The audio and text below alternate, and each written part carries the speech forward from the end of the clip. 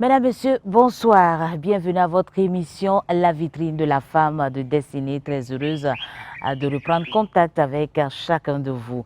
Le mouvement des femmes de Destinée est une section dynamique du Centre international d'évangélisation Mission intérieure africaine et les femmes sont très bien organisées. Elles sont présentes dans toutes les églises du CIE-MIA, que ce soit dans les régions, les districts, que ce soit dans les missions à l'international. Elle travaille de tout cœur pour l'avancement du royaume des cieux. Alors aujourd'hui, nous avons le plaisir de recevoir pour vous la section du mouvement des femmes de Destinée de la région du Oué. Avec elle, nous allons échanger sur le fonctionnement, les activités qu'elle mène et bien sûr les difficultés qu'elle rencontre et bien sûr les perspectives. Mesdames et messieurs, j'ai l'honneur de recevoir pour vous sur ce plateau Maman Zerbo, Jeanne Esther, qui est la coordonnatrice du mouvement des femmes de Destinée de la région du Oué. J'ai également avec moi sur ce plateau Madame Da Félicité, qui est la coordonnatrice adjointe, et j'ai également Madame Sanoumina, qui est chargée du social. Bonsoir à toutes et bienvenue. Bonsoir. Comment se porte le mouvement des femmes de Destinée? Le mouvement des femmes de Destinée du Oué se porte très bien, par la grâce de Dieu. Ah, ça c'est super. En tout cas, là où il y a les femmes, ça bouge. Alors, est-ce que vous pouvez nous présenter le mouvement des femmes de Destinée au niveau du Oué déjà et quelle est la structuration que vous avez mise en place pour son bon fonctionnement? Le mouvement des femmes de Destinée est présent dans 26 églises et dans 6 cellules au sein du Oué, dont 11 églises dans la ville et 15 églises dans les départements et dans les villages. Le mouvement des femmes de Destinée dans la province du Oué est structuré de deux sortes. Et un bureau régional et dans les églises, chaque église a un bureau local. On a envisagé de faire un bureau aussi par zone, que chaque zone ait un bureau, mais ça, ce n'est pas encore fonctionnel. Vous avez parlé de bureau régional. Déjà, combien de personnes composent ce bureau-là et quel est essentiellement l'objectif de ce bureau? Le bureau régional est composé de 6 personnes. Une coordinatrice générale, une coordinatrice adjointe, une secrétaire générale, une secrétaire adjointe, une trésorière générale, une trésorière adjointe. Et l'objectif du bureau, c'est juste pour coordonner les activités qui doivent se dérouler au sein de la province. Nous avons aussi Madame Da Félicité, qui est la coordonnatrice adjointe. Alors déjà, quelle est l'analyse que vous faites de l'engagement des femmes pour la cause du royaume des cieux? Les femmes sont beaucoup engagées dans le district du Oué. Au début, ce n'était pas simple, mais maintenant, vraiment, on voit vraiment que les femmes sont réveillées.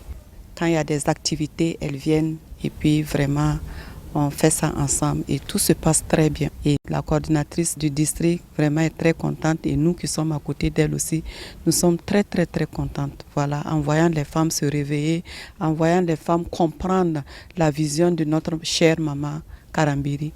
Vraiment, nous bénissons le Seigneur pour cela. Voilà, mesdames et messieurs, vous qui venez de nous prendre en marche, nous sommes à l'émission La vitrine de la femme de Destinée. Nous sommes avec le mouvement des femmes de Destinée de la région du Oué. Alors, Maman Zerbo, quelles sont les composantes que l'on peut retrouver au niveau du mouvement des femmes de Destinée ici? Il y a les PDG et ce sont nos filles, nos jeunes filles qui ne sont pas encore mariées. Et il y a les PDG+, qui sont les sœurs qui sont mariées, dont l'âge de leur mariage là, est compris entre 0 et 15 ans. Et les Sahara, ce sont les mamans, oui, qui sont 60 ans et plus. Il y a les Ruth, c'est celles dont les maris nous ont dévancés auprès du Seigneur. Il y a les Canaan+, ce sont nos bien-aimées filles et qui sont dans l'église, qui ne sont pas encore mariées, dont leur âge est plus de 30 ans. Plus de 30 ans. Elle est déterminée comme Anne. Et nos bien-aimées sœurs qui se sont mariées et jusque-là attendent les progénitures qui ne sont pas encore arrivées. Et il y a les femmes qui sont dans l'église, elles sont chrétiennes et leurs époux ne sont pas encore en Christ. Là, c'est ce qu'on retrouve un peu dans les différentes assemblées. Mais au niveau du Oué, certainement que vous avez fait des réadaptations. Et qu'est-ce qu'on peut retrouver de spécifique ici à votre région? Au niveau de la province du Oué, on a essayé de nous adapter par rapport vraiment à des situations que nous rencontrons. On a essayé de réunir les jeunes mamans. Et, ce sont des jeunes filles. Elles se marient nouvellement. Voilà, elles accouchent. Et puis bon, elles ne s'y connaissent pas comment entretenir les bébés. Bon, on a essayé de trouver un cadre, de temps à autre les réunir pour qu'une sage-femme les aide comment entretenir leur bébé. Et des fois aussi, on peut appeler un gynécologue qui peut essayer aussi de les parler. Ils ont le bébé et la suite. Et comment aussi un nutritionniste pour aider aussi, voilà, comment on nourrit un bébé. On a essayé aussi de regrouper les mamans des adolescents pour voir ce qu'on peut faire pour que ça puisse aller bien dans les familles et dans les vies. Maintenant aussi, il y a les orphelins. Il y a des fois, on réunit les orphelins pour avoir un cadre d'entretien pour vraiment les écouter, pour qu'ils puissent s'exprimer. Ce sont des cadres qu'on a institués, mais on n'a pas fixé ça comme on a fixé pour les PDG, mais on a vu seulement que ce sont des situations aussi qu'on doit gérer. Est-ce qu'il y a quelque chose qui est fait au niveau des prisons? On s'est organisé de telle sorte que chaque fin du mois, une église représente les femmes de destinée au niveau de la prison. Aussi, il y a l'hôpital. Chaque mois aussi, il y a une église qui doit aussi représenter le mouvement des femmes de destinée au sein de l'hôpital. Mais en décembre, on se met ensemble. Voilà, comme ça c'est spécial. Compassion, ça toutes les églises se mettent ensemble pour l'hôpital ainsi que pour la prison. Nous-mêmes les femmes, quand on part à la prison, vraiment ça nous fait beaucoup de choses. La prison c'est un autre monde. Et quand tu reviens à la maison, tu ne peux pas ne pas intercéder pour les prisonniers. Et on bénit le Seigneur parce que l'aumônier de la prison, quand le centre d'évangélisation, par exemple au moment du Covid, là, c'était difficile pour nous d'avoir accès à la prison. Et en ce moment, il envoyait des lettres pour dire vraiment le centre les manque. Parce que quand on part vraiment, on est parti.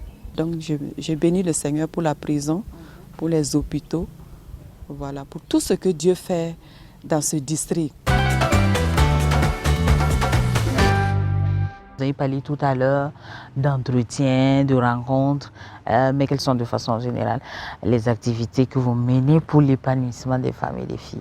Les activités majeures sont, on a des séminaires ensemble, des séminaires, et des retraites, et on fait des évangélisations porte à porte, en plein air.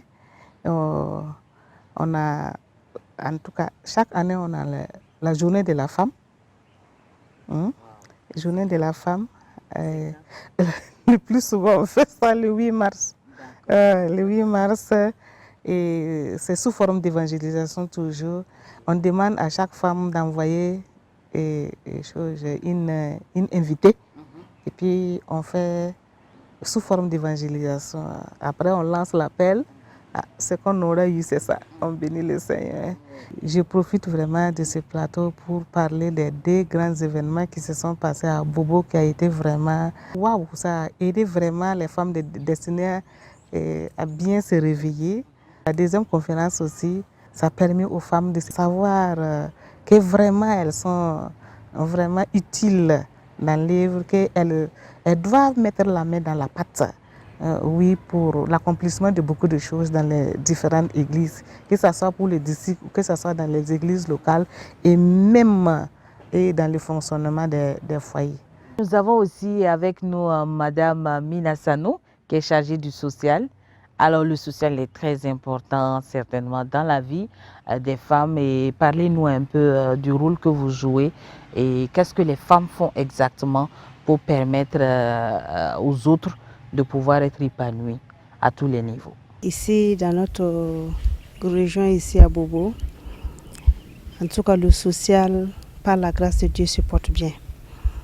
Parce que nous voyons vraiment que à travers nos activités, il y a des témoignages et nous voyons l'épanouissement aussi des uns et les autres. Et pour les veuves, nous avons 160 veuves que nous prenons en charge.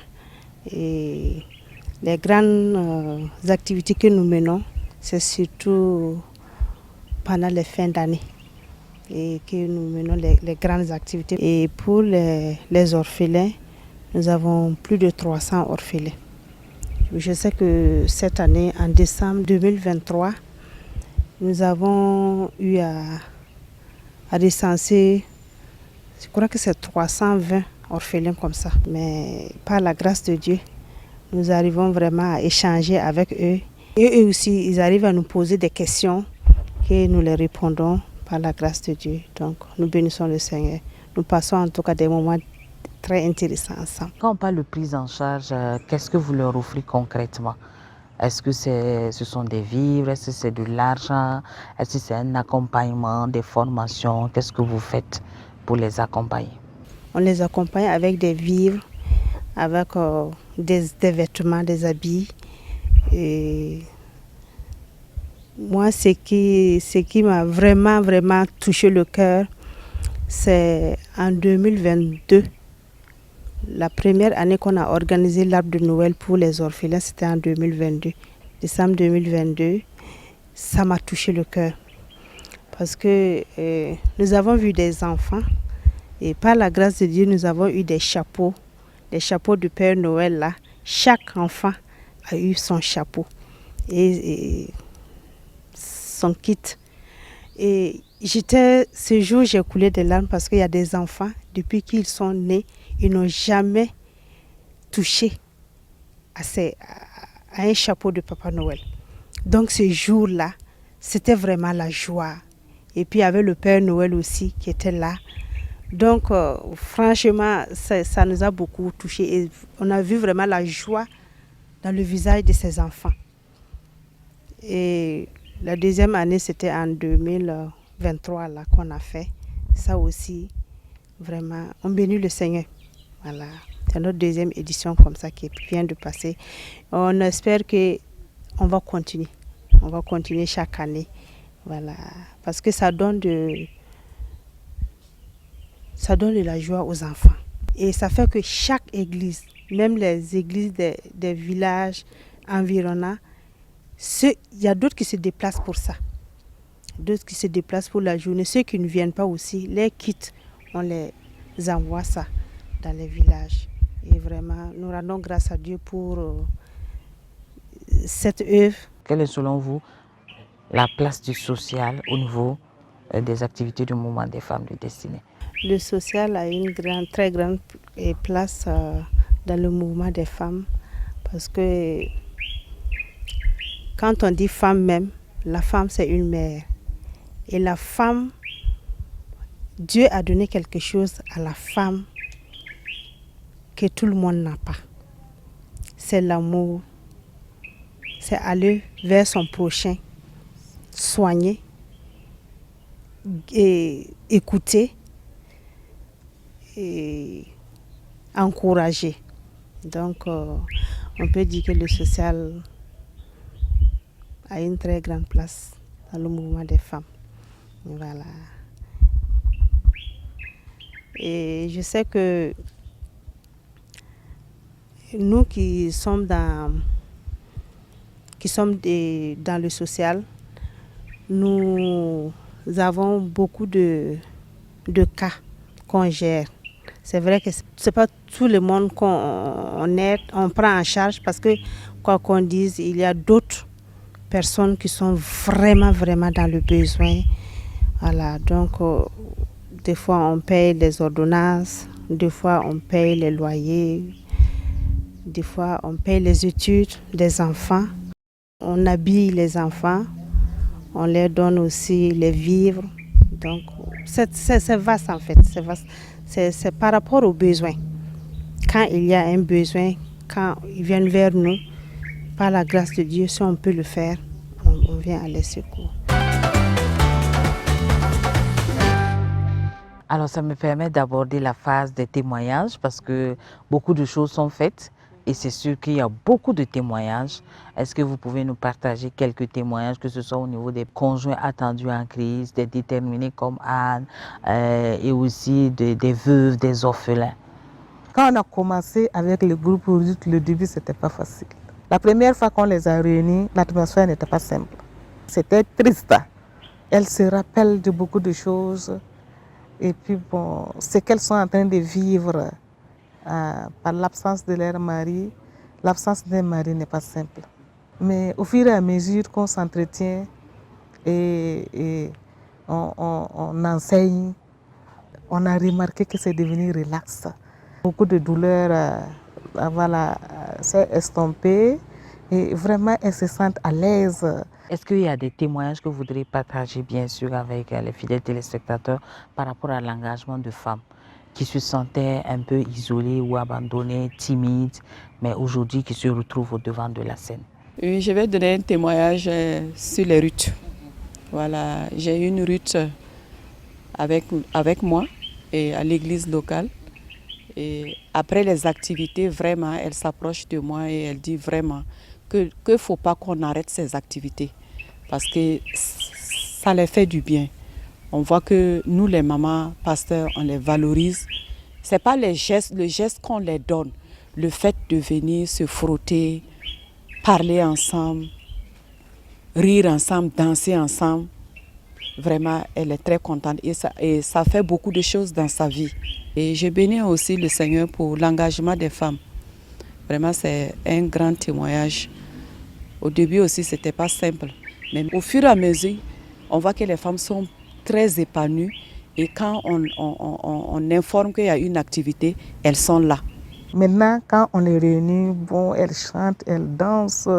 Et puis bon, c'est beau à voir. Est-ce que vous pouvez nous partager quelques témoignages, que ce soit au niveau des PDG? Les PDG, bon, si on va prendre des témoignages récents, d'autres m'ont parlé en inbox, d'autres m'ont donné des messages écrits, d'autres m'ont donné des messages vocaux en me disant que maman, qu'il y avait beaucoup de choses qu'on ne comprenait pas, que maintenant là, nos yeux là, se sont ouverts.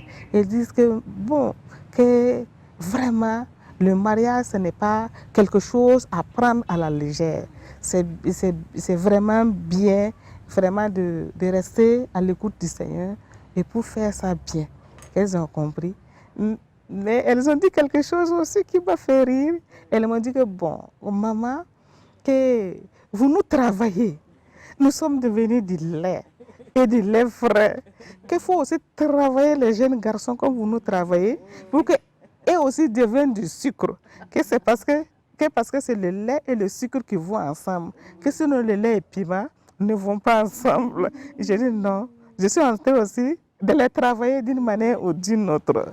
Elles sont, et au début, et quand on les invitait, bon, l'engouement était timide comme ça. Maintenant, elles sont dynamiques. Et au niveau des déterminés comme Anne, est-ce qu'il y a des témoignages ou des conjoints attendus à Christ ou bien des canards plus? J'ai demandé à Dieu de tripler. Je n'ai pas encore vu, mais j'ai vu les jumeaux. Et les canards plus aussi, ça va. On voit d'autres qui se marient.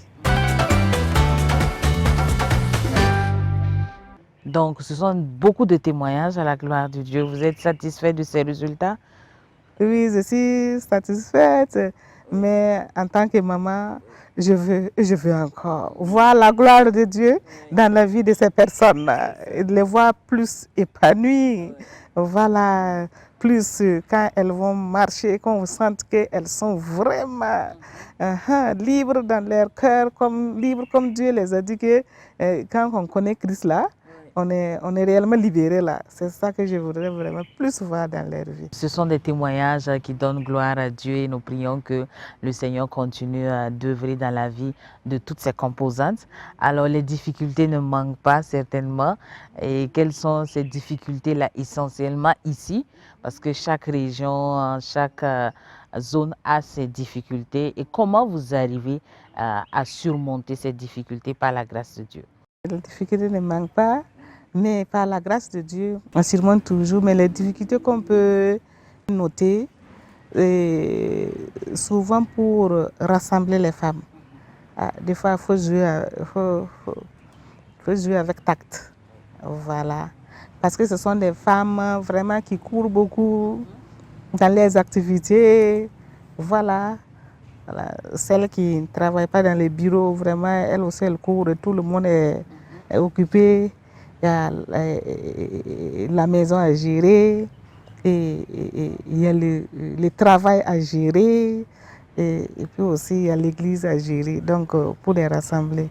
Et aussi, il y a beaucoup de femmes dont leurs maris ne sont pas chrétiens.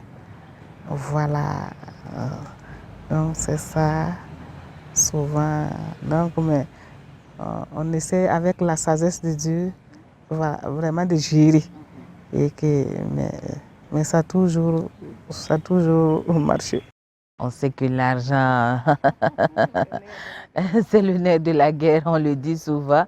Et comment vous, femmes du royaume des cieux, vous arrivez à financer vos activités? Nous bénissons le Seigneur, qui est l'Éternel Jéhovah Jireh, qui pourvoit à nos besoins. Et il ne manque pas de pourvoir pour nous. Donc, bon, il a mis vraiment une sagesse à nous. Quand nous nous rassemblons, nous faisons des offrandes. Et nous avons aussi des cotisations mensuelles. On a fixé une somme que par mois, chaque église doit donner pour qu'on mette ensemble. Voilà, donc, est-ce que ça marche? Oui, ça marche. Ça marche. Puisque bon, on a mis des gens qui suivent. Et les femmes sont compréhensives. Elles ne disent pas qu'on les talonne, non, elles sont compréhensives. Plusieurs ont compris qu'il faut ça pour faire beaucoup de choses. Alors, quels sont vos rapports avec les autres dénominations sœurs? C'est que ça ne manque pas ici. Qu'est-ce que vous menez ensemble dans le cadre de la cohésion sociale, dans le cadre de la promotion du royaume des cieux? Nous rendons grâce au Seigneur. Jusque-là, les rapports sont bons.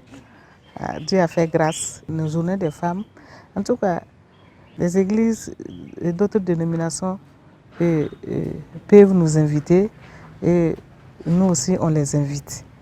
Même si ce n'est pas dans toutes nos activités, oui, il y a des activités, on les invite et elles aussi, elles nous invitent.